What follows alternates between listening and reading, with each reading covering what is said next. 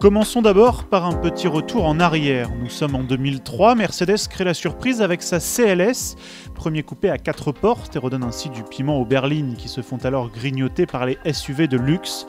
Le pari est gagné, le modèle s'écoule à 170 000 exemplaires. Mais en 2010, la donne est différente, l'effet de surprise n'est plus là et la concurrence s'est réveillée.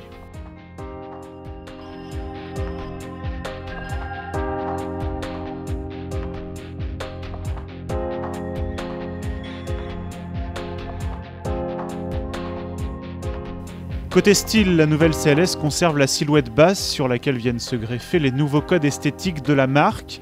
Avant plus agressif, type AMG, ailes arrière enflées et panneaux de carrosserie plus sculptés. L'ensemble perd un peu en fluidité mais gagne en tempérament.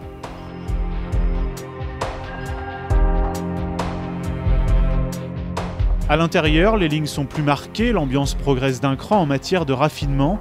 Mais le plus spectaculaire sur la nouvelle CLS est son contenu technologique. L'avertisseur de changement de ligne et le détecteur d'angle mort sont des équipements inédits. Mais en comptant pas moins de 12 systèmes d'aide à la conduite, on se dit que tout cela est bien envahissant et peut nuire au final à la vigilance du conducteur.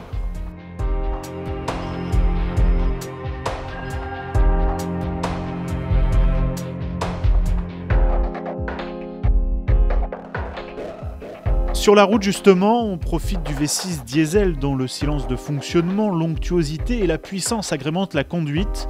La maîtrise du poids avec les 4 portes en aluminium, l'installation d'un système stop and start, la nouvelle direction électrique moins énergivore, tout cela forme un ensemble d'une terrible efficacité. On applaudit aussi les efforts sur le rendement énergétique. Sur notre modèle d'essai équipé du nouveau V6 diesel de 265 chevaux, la consommation chute par exemple de 21% alors que le moteur a lui gagné 41 chevaux.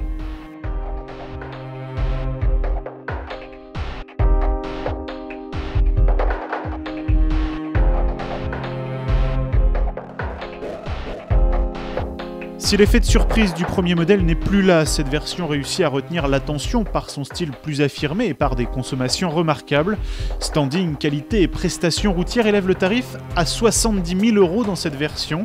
À équipement comparable, c'est environ 5 000 € de plus que la nouvelle A7 Sportback.